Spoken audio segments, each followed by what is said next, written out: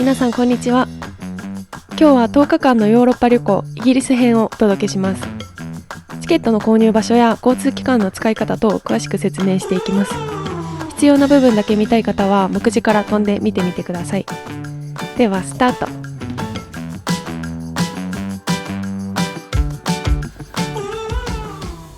航空費を抑えるために10日の旅行に行く人とは思えない荷物の量で出国します。母親と成田空港で待ち合わせをしてお寿司を食べたらいざ出発です。念のために一部現金に換金しておいたんですけど、キャッシュレス化が普及していて現金以外でも決済できるっていうよりはキャッシュレス決済しかできないっていうお店の方が多くて、あまり現金に換金した意味がなかったぐらいでした。今回利用した航空会社はエティハード航空です。足元ゆったりシートはガラガラで快適なフライトでした。アラブ首長国連邦のアブダビを経由してイギリスのロンドンに向かいます。従来はロシア上空を経由して直線的にイギリスに向かうルートが一般的でしたが、ロシアのウクライナ侵攻に伴う領空閉鎖の関係で、南回りか北回りの曲線的なルートで少し遠回りをする長時間のフライトでした。アリエルのアニメを見て号泣していたら着きました。初のアブダビ上陸です。中継時間が2時間ほどあるのでカフェで一服して時間を潰します。コーヒーと紅茶を1杯ずつ頼んで合計で日本円にして約1800円でした。円安と日本の物価の低さを早速痛感する出来事でした。アブダビから8時間くらいのフライトでロンドンに到着しました。最初は切符を買って電車に乗ったんですけど、普通にクレジットカードのタッチ決済でゲートに入ることができました。ここで電車の乗り方を説明します。電車の乗り方を大きく分けて3つあって、切符を購入するかクレジットカードか交通系の IC カードです。でクレジットカードは基本的に、スマホにクレカを入れている人はスマホをかざすとタッチ決済で乗ることができます。タッチ決済が可能なクレジットカードかどうかはこのマークがあるかないかで判断できます。なので基本はスマホをかざすかクレカをそのままかざすかのどっちかで乗れます。で交通系の IC は長期間イギリスに滞在して地下鉄を使いまくる人は購入した方が安くなるらしいです。ただ使い終わってからカードを返して返金してもらうっていう手間もあるので、そこら辺の手間も考えてどっちにするか決めてください。乗り継ぎの検索の仕方は、電車を検索するときは Google マップで行き先を指定して行き方を検索すれば出てきます。乗る線とか乗る場所の番号も表示されるので、それに従えば基本は OK です。ロンドン市内の地下鉄は駅ごとにアナウンスと電車内の電子掲示板で次の駅名が表示されるので安心です。乗り遅れてしまってもだいたい10分ぐらい待てば同じ方面の電車が来るので、ちゃんと確認していれば間違えることはないと思います。電車でパディントン駅に移動したら留学中の妹と合流します。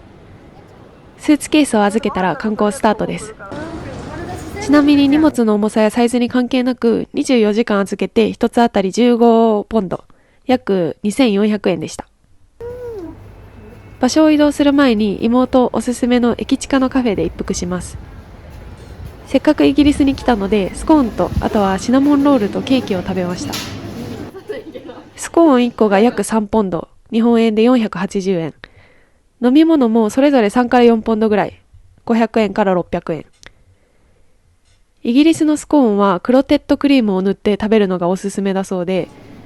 お会計が終わった後に店員さんがジャムとクリームをつけるか英語で聞いてくれるので、それでくださいっていう風に答えたら無料でくれます。で、私がまずイギリスに来て思ったのが、本当にいろんな人種が集まっているっていうことです。店員さんも多様な人種と話すことに結構慣れている感じで、多少アクセントのある英語でも問題なく通じるし、あと現地で生活している人自体も現地出身ではない人が多くて、いろんなアクセントを聞く機会がありました。私はアメリカに留学してたので、そのゴリゴリのアメリカ英語しか聞いたことがなくて、これが英語だみたいな固定概念が結構あったんですけど、ヨーロッパにもう半年以上留学している妹はその全然アクセントのある英語でも問題なく聞き取りができていて、やっぱ普通に生活する上で必要な英語ってなったら、こう喋る人工的に考えてもそういうアクセントのある英語を聞き取れる能力っていうのがすごい必要だなっていうのを今回の旅行で感じました。カフェでゆっくりした後はコッツウォルズっていうロンドンから西に 150km ほど離れた場所に位置する丘陵地帯でイギリスの田園風景が見られる人気の観光地に行く予定だったんですけど、人身事故か何かの影響、デモかなんかの影響で運休になってしまって、再開時刻がずっと未定のままだったので諦めてロンドン内で観光を楽しむことにしました。まずはパディントン駅付近のハイドパークをお散歩します。うわー、でもあーちゃん入ったらちょっとモザイク大変やからあんまりモザイクかけんでもいいやな。あ、モザイクかけんでもいいように。お、ナイスナイスナイスねちょっと入っとうけん、ちょっと眉毛入っとうけん。犬を連れて散歩する人やランニングする人がたくさんいて、時間の流れがゆっくりに感じました。海外に来ると日本以外の生活や文化を知ると同時に、日本のいいところや逆に少し変えた方がいいところとか、こう比較を通して初めて気づけるポイントがたくさんあって面白いなと思います。毎回総じて思うのは、日本ほど治安が良くて清潔で生活しやすい国はなかなかないなっていうことです。もちろん変えていった方がいい部分もたくさんあるとは思うんですけど、こうやみくもに日本は遅れてるとかグローバルスタンダードじゃないとか、そういうネガティブな発想はある意味恵まれているからこそ生まれる感覚なのかもしれないなと思ったりもします。余談はここまでにして、次はコンベントガーデンに向かいます。バスと地下鉄を利用します。バスも電車と同様にキャッシュレスでタッチ決済ができます。商店街が広がっていて、これぞイメージしていたロンドンの街並みっていう感じでした。あ、フィッシュ&チップスあるやん。ちょっと見ていい？おしゃれな紅茶屋さんに来ました。いろいろ試飲して美味しかったものをゲットします。お会計をしてくれたお兄さんが日本に以前住んでいた人で、日本語で話しかけてくれました。また日本で働きたいから今仕事を探してるって言ってました。こういうちょっとした出会いが旅の醍醐味だなと感じて嬉しくなった出来事でした。おじいちゃんの歌唱に5ポンド課金しました。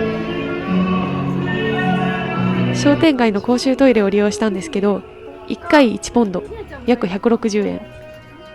こう家以外の場所で当たり前に無料でトイレできるっていう日本の常識は当たり前ではないようです。トイレだけではなくて、店員さんの接客にしても何でも当たり前だと思ってはいけないなっていうことを再認識しました。そろそろお腹が空いてきたのでお昼ご飯を食べに行きます。やってきたお店はパンチ&ジュディパブっていうお店です。せっかくイギリスに来たのでフィッシュ&チップスを食べます。出てきたのがいかにもイギリスっていう感じのオイリーなメニューばっかりで、ジャンキーで美味しかったんですけど、これを毎日食べたら体を壊すなと思いました。フィッシュ&チップスは1皿で17ポンドぐらい、日本円にして2700円ぐらいでした。改めて考えるとめちゃくちゃ高かったなと思います。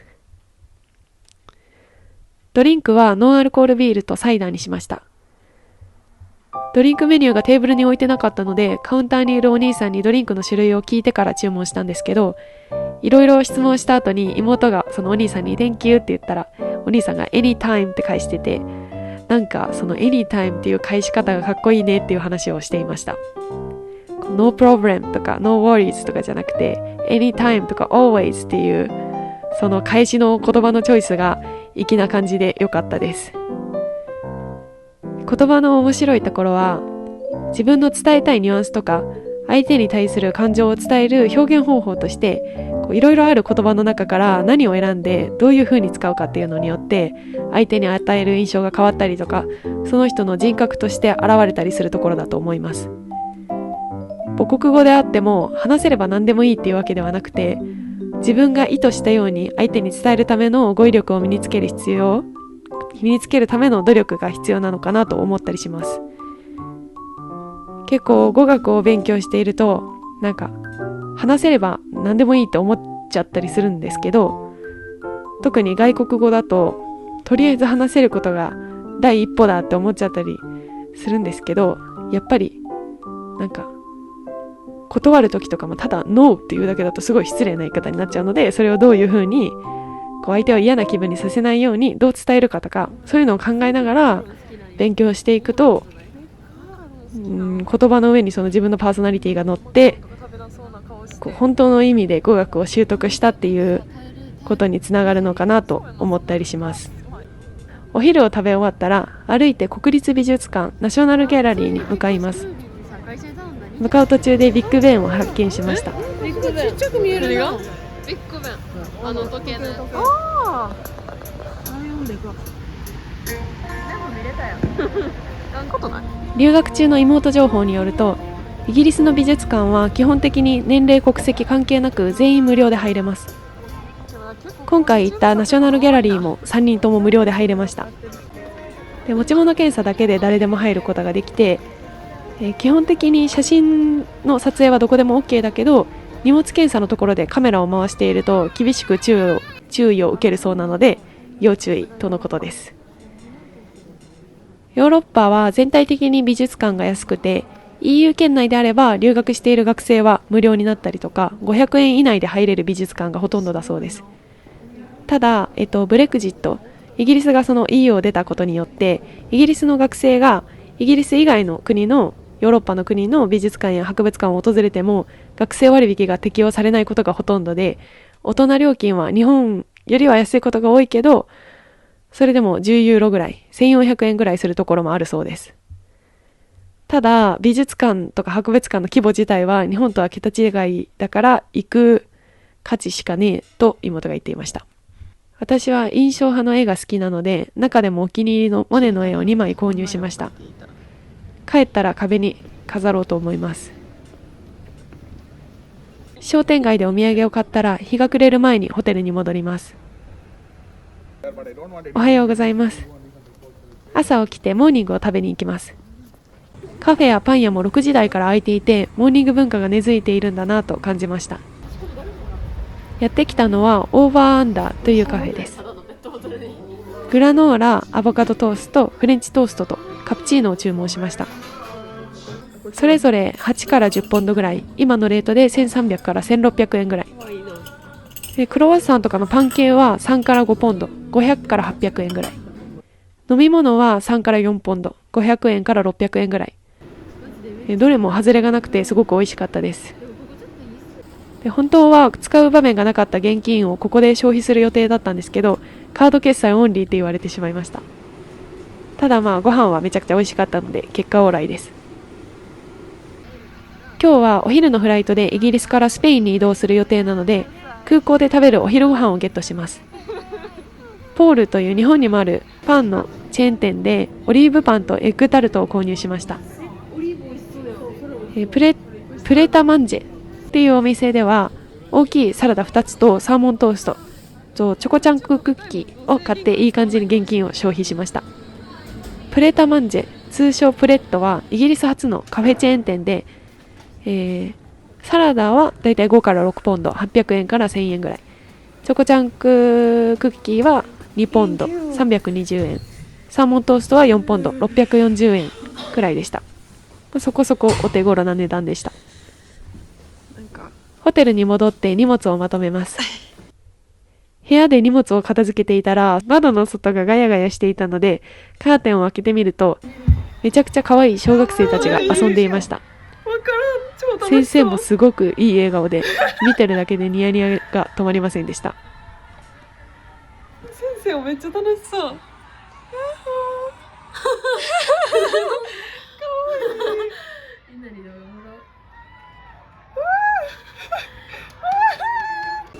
チェックアウトしたら電車とシャトルバスで空港に移動してスペインに向かいます。1日だけの単発のイギリス観光だったんですけど大満足でした。次回のスペイン旅もお楽しみに。あとインスタグラムの、アカウントを分けて、一つは旅専用のアカウントとして位置情報とか必要な観光情報も込みで観光地別にまとめ直してみたので、もし必要な情報だけ保存して旅行の時に使いたいっていう方は、よかったらフォローしてみてください。今日も最後までご視聴いただいてありがとうございました。バイバイ。